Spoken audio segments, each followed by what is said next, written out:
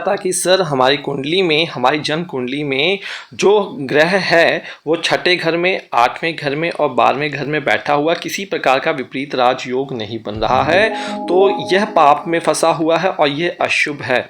और हमारा गोचर हो रहा है और गोचर में जन्म कुंडली में ही, अभी यहाँ पे मैं चंद्र कुंडली नहीं बात कर रहा हूँ, जन्म कुंडली की बात कर रहा हूँ। जन्म कुंडली में ही गोचर में वो छठे घर में आ चुके हैं या फिर आठवें घर में आ चुके हैं या फिर 12वें घर में आ चुके हैं, तो क्या फल देगा? क्या वो फल शुभ होगा या फिर अशुभ होगा? तो देखिए, अब आंसर सुनने के लिए आप अभी एक लाइक कर दीजिए, चैनल को सब्सक्राइब कर दीजिए और फ्री में एनालिसिस चाहिए तो इंस्टाग्राम पे अपने चार्ट विंशोत्ति दशा कोड को शेयर कर सकते हैं। तो यहाँ पे देखिए, ऐसी स्थिति में जो ग्रह है अपने अशुभ फल देगा, इस चीज को आप नोट कीजिए।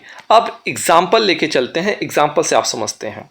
ठीक है जी, मान लीजिए यहाँ पे लिखा हुआ है 11 नंबर, यहाँ पे 12 नंबर, कोई भी लग्न कुंडली आपकी हो सकती है, उठा लीजिए। ठीक है जी, कंफ्यूज नहीं होना है। 4, 5, 6, 7, 8, 9, 10। अब हमने ये लिख लिया यहाँ पे 5 और 6। और मान लीजिए कि हम 8वें घर को चलते हैं।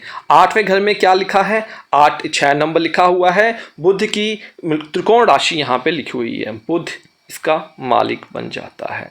ठीक है जी, और बुध जो है कुंडली में बैठ जाता है, मान लीजिए कुंडली के तीसरे भाव में बैठ जाता है, या फिर ये बुध कुंडली में राहु केतु के साथ रिलेशनशिप बना लेता है, या फिर मंगल के साथ, क्योंकि न्यूट्रल रिलेशन बनती नहीं है, या फिर चंद्रमा के साथ। तो अगर गोचर में, और गोचर में क्या है, हर 40 से 45 दिन के बीच में इसका जो होता है आपका मूवमेंट होता है, राशि ये बदलता है बुध आपका। तो जब किसी महीने में ये बुध गोचर करता हुआ, देखिए 12 महीने में एक बार तो ये आएगा, और जिस महीने में ये यहाँ पे बुध आएगा आपके 8वें घर में, आपको समस्या देगा हॉस्पिटल से संबंधित, आपको समस्या दे सकता है, एक्सीडेंट करवा सकता है, लोग आपके पीछे बुरी भली बातें कह सकते हैं, छुरा घोंप सकते हैं, इसलिए आपको स्किन से संबंधित समस्याएं भी हो सकती हैं। तो एक तरीके का अशुभ फल हुआ ये। लेकिन अगर ये बुध यहीं पे बैठा हुआ हो और ये एक तरीके का विपरीत राजयोग बना दे, या फिर आपकी कुंडली के 12वें घर में या फिर छठे घर में, कहते हैं कि 6, 8, 12 का मालिक अगर इन्हीं में से किसी एक में बैठ जाए तो वह एक विपरीत राजयोग का निर्माण देता है। तो यह जो अशुभ फल होगा उसमें कमी आ जाएगी 70% तक, और 30% तक आपको खामियाजा भुगतना पड़ेगा, लेकिन 70% तक आपको डेडफुल सिचुएशंस वहां पे नहीं होगी।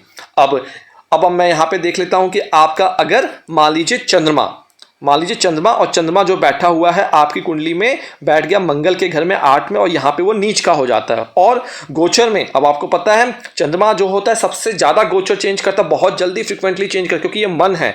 और जब ये आपका महीने में चेंज करके यहाँ पे आएगा, उस वक्त कहीं ना कहीं आपको स्ट्रेस, नींद नहीं आना, कोर्ट कचहरी के मामले, अपने मामाओं से लड़ाई, इन लॉ से, मैटरनल अंकल से लड़ाई, ऐसी स्थिति उस वक्त ये क्रिएट कर देगा। समझ में आ गई बात आपको?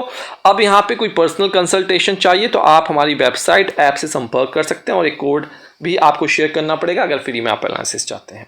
और अपने कमेंट्स का आंसर पाने के लिए धैर्य बना के रखें, सभी को रिप्लाई दिया जाता है, किसी के साथ आप एनोनिमस रिप्लाई मत कीजिए, अदरवाइज आपको स्पैम में डाल दिया जाएगा। आप देख रहे होंगे हमारे चैनल पे 30 दिन, 60 दिन और 90 दिनों के बाद भी लोगों को आंसर मिलता है, इसलिए धैर्य बना के रखिए, जल्दबाजी मत कीजिए। तो यह बेसिक सिद्धांत था। आशा करता हूं गोचर का यह रूल भी आपको समझ में आ गया होगा, और चैनल को अभी लाइक, सब्सक्राइब और आगे दोस्तों के साथ शेयर कर दीजिए। नमस्कार।